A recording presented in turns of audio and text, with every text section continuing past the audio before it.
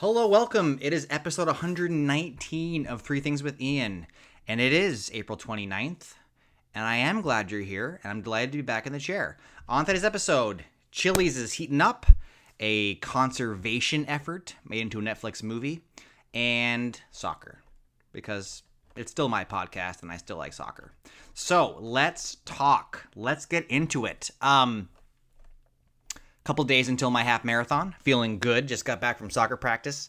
I got to maybe not kick the ball so hard Thursday and Friday. Let my legs rest a little bit. But I am excited. Weather looks good. Perfect Midwestern, small mid-city marathon coming up. So, first soccer story is one that I didn't know about. Okay, so picture this. Imagine your neighborhood team reaching the semifinals of one of Europe's top club competitions. Kids from around the corner competing together against the elite. Sounds like a movie, right? That's exactly what's happening at Athletic Club, a Spanish side based in the city of Bilbao, who have maintained a strict Basque-only, B-A-S-Q-U-E, policy for more than 100 years. I did not realize that there were top-flight soccer teams that still were drawing from a very specific population of people. So, Athletic Club is a Spanish group, so Spain. Basque country is an historic region of about 3.1 million people, so not super small, around the size of Wales or Arkansas, for those that are domestic. It spans the northern edge of the Spanish-French border, has its own language, and a distinctive culture and history. And so basically, in 1911, Athletic Club decided they were going to pull players specifically from the Basque region and no other region. So athletic players must now have either come through their own academy, have been born in Basque country, or have been a graduate from the academy of other Basque clubs. So I thought this was probably a one-off, right? There's no way that top flight teams that are trying to compete at the highest level for the most money, for the most bang for the buck, for the most prestige, there's no way that there's other examples of this. I was wrong.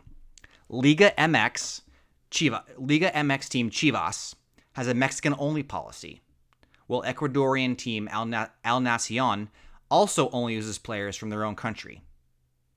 Did not realize that. Now, these are bigger countries, right? So Chivas has 130 Mexicans to pull from, and Ecuador has 18 million. So it makes the 3.1 million people from Basque county smaller. So the only other kind of equivalent in Premier League football, which is what I follow mostly, is Man United has a historical policy of having a homegrown player in every squad for over 85 years. And by homegrown, I mean their academy. So kind of unlike American soccer, where you go to high school and then you go to college and MLS. After high school, all the major teams have academies and different levels of the academy. So the A team, the B team. And so Man United has a policy where every starting lineup has one graduate from their own homegrown academy. And so is it working?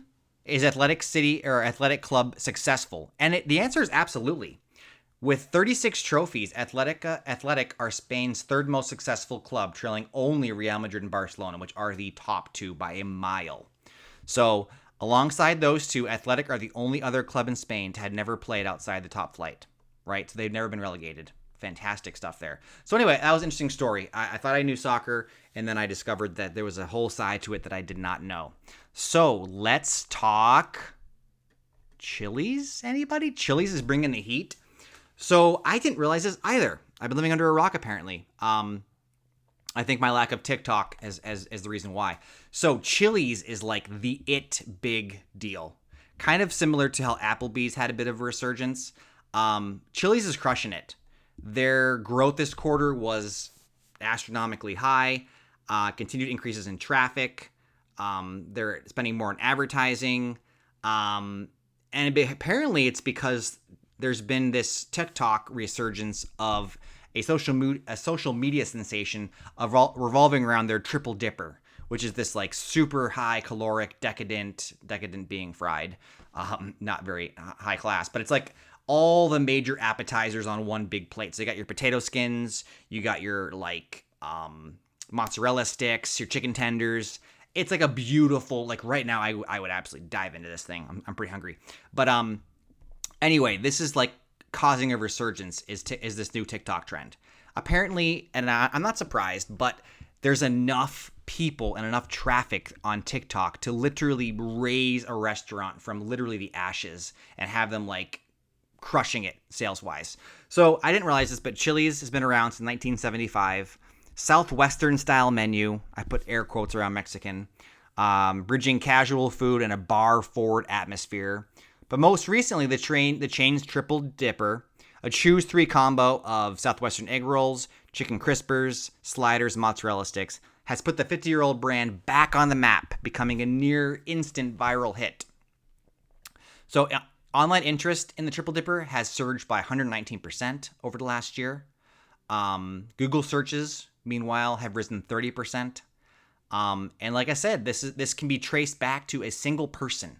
We actually know the origins of this trend. That's so interesting to me. Her name was Celine Chung, California-based food and lifestyle influencer, who saw her first Triple Dipper video explode with 6.6 million views and counting. She said it looked visually appealing and she wanted to take a video of it. And she did. And then it got millions of views. So food content, food videos are traditionally pretty sticky in terms of internet success. They stick around for a while. The Triple Dipper accounted for 14% of total restaurant sales in Q2. That's ridiculous. So what this means is that a younger demographic, kind of like this Applebee's crowd, they're going to Chili's and they're getting their Triple Dippers, their triple deckers. And so as a result, in 2024, Chili's, their parent group, Brinker, they've blown past the other competitors, Applebee's, IHOP, Cheesecake Factory, Outback Steakhouse, Carrabba's. Their stock is up 203% over the last year.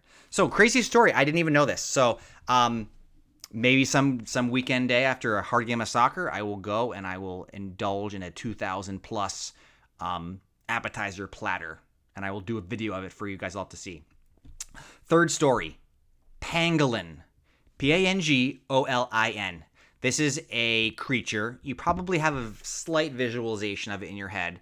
It's like an anteater, but it's got like plates, kind of like a dinosaur-looking thing going on. Anyway, there's a new Netflix documentary called Pangolin: Kulu's Journey. And so, boom, they named the creature. You know you're in trouble when they name the animal, right? That's a red flag. So I expected a typical nature documentary exploring maybe a creature in its environment that may not be as well known, and instead I got a deeply personal gut punch.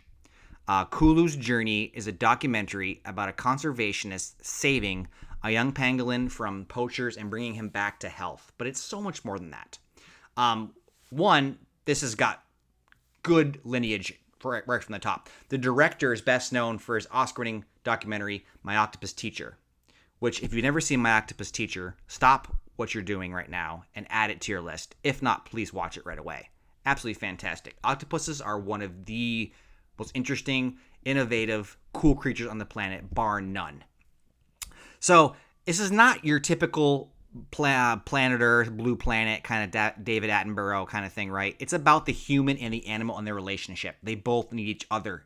Because when we find Kulu, he is not doing well, right? There's a big rehabilitation effort. He is in Johannesburg at a hospital for for animals, and our main man is named Gareth, and they really have a heart-to-heart, and it's more than a story about a malnourished, stolen youngling, because it's also about Gareth himself, who's a fairly broken person, finding meaning in life after years of aimless searching. It's a story about resilience, about finding your people. Please watch Kulu. I think you guys will really enjoy it. That's my recommendation for this week. I am still getting through Black Mirror. I recently got back into watching Frasier. It has taken, my wife and I have been watching Frasier off and on for about a year. We'll watch like an episode a night and then take 3 months off. And so we're on season 9, getting through it. I freaking love Frasier. I love Niles and Daphne. Holy smokes, what a show. But when you're not watching Black Mirror or Hacks, pangolin, Kulu's journey. Add that to your list. Okay, so let us recap. Oh, my snack fact of the day. Airline ticket prices adjusted for inflation are less than they were 15 years ago. I'll just leave you with that. So we talked about soccer and about homegrown clubs selecting people from a specific population. That still happens. I was surprised to hear that. We talked about Chili's and the influence of viral videos. So I will say, as fickle and as up in the air as it is with Gen Xers, millennials, whoever the heck's watching TikTok videos, there will be a regression to the mean. Chili's will probably have a quarter or two coming up where the luster and the glitter and glamour revolving around their chicken crispers will fade. But for the time being, Chili's, enjoy your resurgence.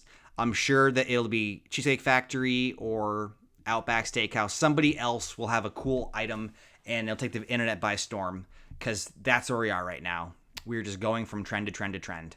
And food trends are no exception. And then we talked about pangolin, Kulu's journey. Not your average documentary. The animal is named. It is an emotional gut punch. Please watch this and learn about these incredible animals and the people that are caring for them. I will leave you with that. Cheers. Good night, my guys and girls, and we'll see you guys tomorrow.